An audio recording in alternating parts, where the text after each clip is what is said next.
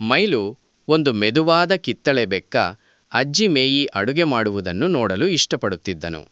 ಅವನು ತನ್ನದೇ ಆದ ರುಚಿಕರವಾದ ತಿನಿಸುಗಳನ್ನು ಮಾಡುವ ಕನಸು ಕಂಡನು. ಒಂದು ಬಿಸಿಲಿನ ಬೆಳಿಗ್ಗೆ ಅಜ್ಜಿ ಮೇಯಿ ಮೈಲೋಗೆ ಕಲಿಸಲು ಸಮಯ ಎಂದು ನಿರ್ಧರಿಸಿದರು.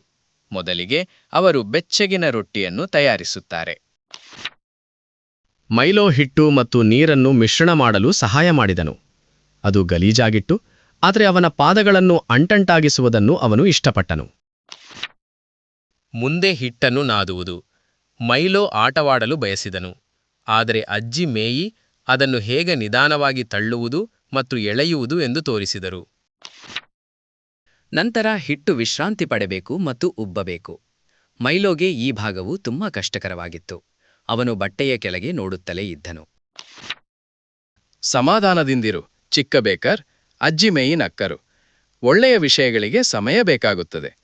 ಮೈಲೋ ನಿಟ್ಟುಸಿರು ಬಿಟ್ಟನು, ಆದರೆ ಅವನು ಕಾಯಲು ಪ್ರಯತ್ನಿಸಿದನು.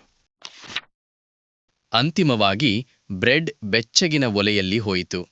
ವಾಸನೆಯು ಮೈಲೋನ ಮೂಗನ್ನು ಕಾತರದಿಂದ ಸೆಳೆಯಿತು. ಚಿನ್ನದ ಕಂದು ಬಣ್ಣದ ಬ್ರೆಡ್ ಹೊರಬಂದಾಗ ಅವರು ಅದನ್ನು ಒಟ್ಟಿಗೆ ಮಾಡಿದ್ದಾರೆ ಎಂದು ಮೈಲೋಗೆ ನಂಬಲು ಸಾಧ್ಯವಾಗಲಿಲ್ಲ. ಅದು ಸ್ವರ್ಗೀಯ ವಾಸನೆಯನ್ನು ಹೊಂದಿತ್ತು.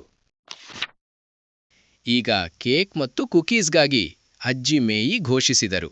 ಮೈಲೋ ಮುಗುಳ್ನಗೆ ನಕ್ಕನು. ತಾಳ್ಮೆ ಮತ್ತು ಬೇಕಿಂಗ್ನಲ್ಲಿ ಮುಂದಿನ ಪಾಠಕ್ಕೆ ಸಿದ್ಧನಾಗಿದ್ದನು.